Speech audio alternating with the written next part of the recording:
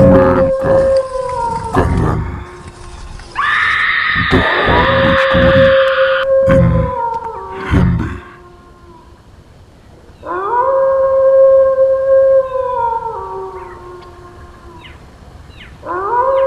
एक बार की बात है, एक लड़की थी जिसका नाम था सारिका। सारिका 15 साल की लड़की है जो छुट्टियों में अपने गांव दादा दादी के घर घूमने जाती है।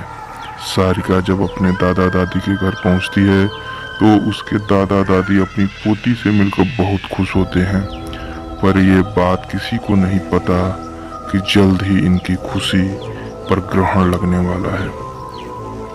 सारिका कुछ दिन तो अपने गांव में बहुत अच्छे से बिता लेती है।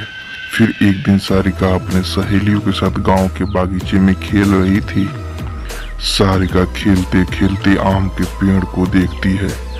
उसके बाद वो अपनी सहेली से कहती है, चलो ना आम तोड़ते हैं। सारिका ढेले से आम को तोड़ने की कोशिश करती है और उसका ढेला आम पर लग भी जाता है, जिससे आम नीचे गिर जाता है।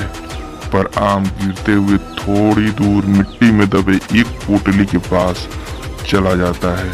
सारिका जब आम लेते वहां पहुंचती है तो उसे पोटली का थोड़ा हिस्सा दिखाई देता है। वह सोचती है कि यह क्या है। यह सोचकर पोटली बाहर निकाल लेती है। उस पोटली को खोलकर देखती है तो उसे उसमें कंगन मिलते हैं जो बहुत पुराने दिख रहे होते हैं। सारिका को तो पता भी नहीं था कि ये कंगन उसकी जिंदगी का सबसे भयानक हिस्सा बनने वाले हैं। वो कंगन उसे अपने ओर आकर्षित कर रहे होते हैं, जिसकी वजह से वो कंगन अपने घर लेकर चली आती है।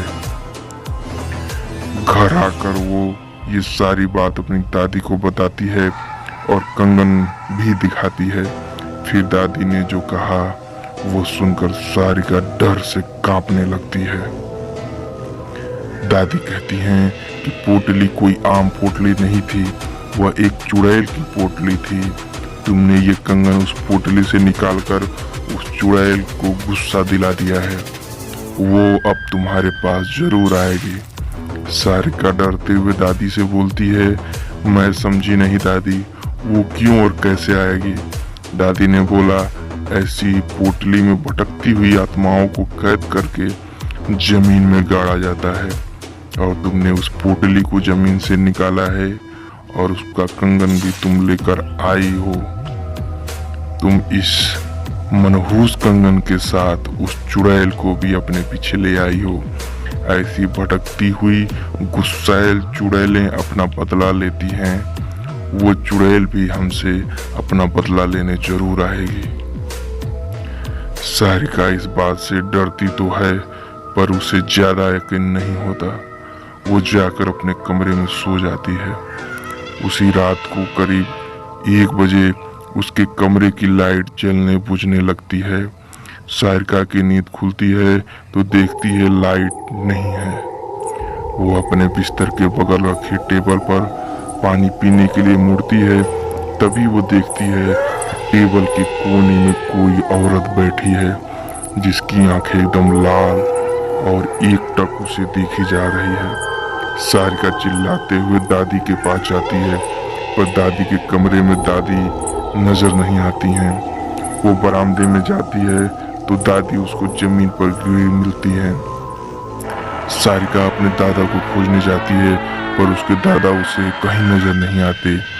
जब वो पूरे घर में अंधेरे में खुद को अकेला पाती है तो डर के मारे बेहोश हो जाती है। सुबह उसकी नींद खुलती है तो उसे अपने दादा दादी दिखते हैं। वो अपने दादी को सारी कहानी बीते रात की बताती है। दादी बोलती हैं, हम दोनों अपने कमरे में ही थे। दादी सब समझ गई। उन्होंने बोला, ये सब उस चुड़ैल का किया है। वो कंगन उस पोटली में वापस रखना होगा, वरना वो यहाँ से नहीं जाएगी। सारिका बोलती है, चलो न दादी, अभी कंगन रख आते हैं। दादी बोलती है, नहीं, उस चुड़ैल से पीछा छुड़ाना है तो तुम्हें अकेले ही रात में जाकर उस कंगन को वहाँ रखना होगा, क्योंकि तुम्हारे पीछे है। सारिका हिम्मत करके कहती है, ठीक है, मैं जाऊंगी। दादी ने बोला ये सब वो चुड़ैल इतनी आसानी से नहीं करने देगी। इसलिए दादी ने उसे रात में जाने से पहले एक मंत्रों से युक्त ताबीज उसके हाथ पर बांध देती है। अब सारिका रात होने के बाद अकेले बागीचे की तरफ निकलती है।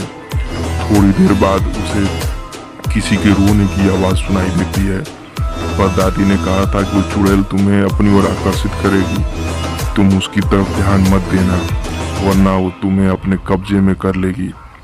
एक बार उसने तुम्हें अपने कब्जे में कर लिया तो फिर कोई तुम्हें नहीं बचा पाएगा, वो तुम्हें मार भी सकती है।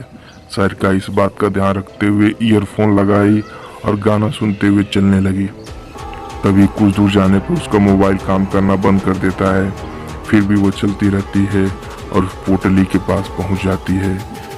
तभी उसे महसूस होता है कि कोई उसके पीछे खड़ा है, पर दादी ने कहा था कि उसकी तरफ मत देखना, तो वो नहीं देखती और डर की वजह से पसीने से लथपथ हो जाती है। फिर यह हिम्मत करते हुए पोटली को खोलकर उसमें कंगा रखती है और जमीन में गाड़ देती है और आंख बंद करके बहुत तेजी से वहां भागती है और सीधे अपने घर आकर ही रुकती है। चुड़ैल से तो उसका पीछा छूट जाता है, पर वह इतनी डर जाती है कि दूसरे दिन ही वापस शहर अपने मम्मी पापा के पास चली जाती है।